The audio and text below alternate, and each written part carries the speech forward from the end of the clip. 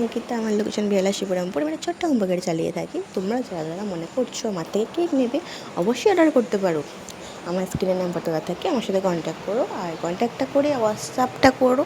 WhatsApp করে আমাকে বলো যে কত পাউন্ডের কেক নিতে চাইছো, কী ফ্লেভার, আর থিমটা কীরকম নিতে চাইছো। তাহলে আমি তোমাদেরকে প্রাইসটা বলে দিতে পারবো। আর অনেকে মনে করো যে ব্যাপার 900 টাকার কেক, দিদি দামটা বেশি বলছো।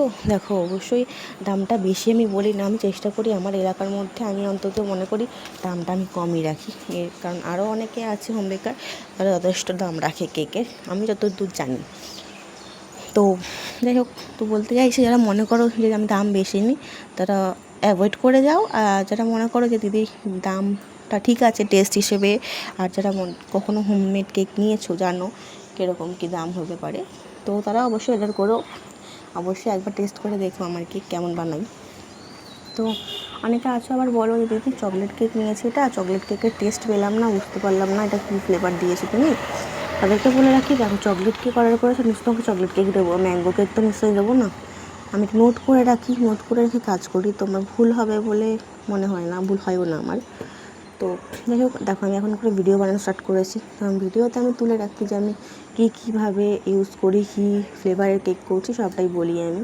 তো চকলেট কেকে আমি এতটা পরিমাণ করে চকলেট দেওয়ার পরেও যদি তোমাদের মনে হয় যে দিদি চকলেট কেকে চকলেট পেলাম না, তাহলে আর কিছু বলার নেই। যে তোমার মুখের টেস্টটা কী হয়ে গেছে জানি না।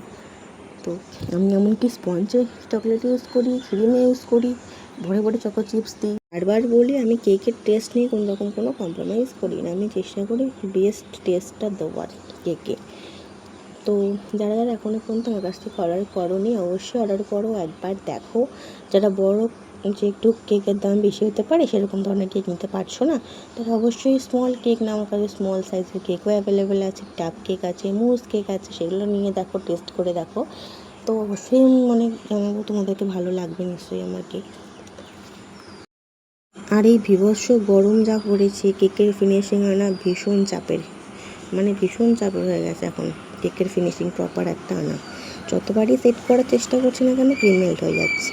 সকালবেলা উঠে কেকের কাজ কমপ্লিট করার চেষ্টা করছি, তাও যতই চেষ্টা করি সকালবেলা উঠে কাজ করার, তাও দেখি মেল্ট হয়ে যাচ্ছে। মানে এত গরম, গুমোট গরমটা যেটা পড়েছে, তো ভীষণ পরিমাণে কষ্ট হচ্ছে এখন ক্রিম। কারণ আমাদের কেকের ক্রিমগুলো একদম ফ্রেশ থাকে, তো এগুলো ছট করে হালকা গরমে মেল্ট হয়ে যায়। তাই জন্য আমি বলি যখন সকালবেলা ডেলিভারি নাও নিয়ে চেষ্টা করো তোমরা, আমি বলি তোমরা বিকেলবেলার দিকে একটু আসো, রোদটা কমে গেলে। কারণ যা গরম এমনিতেই নিজেরাই গলে যাচ্ছে, কেক তো আর কি জিনিস। তো তার জন্যই বলে থাকি তোমরা সন্ধ্যেবেলা এসে কেকটা ডেলিভারি নেওয়ার চেষ্টা করো, সকালবেলা একদম অ্যাভয়েড।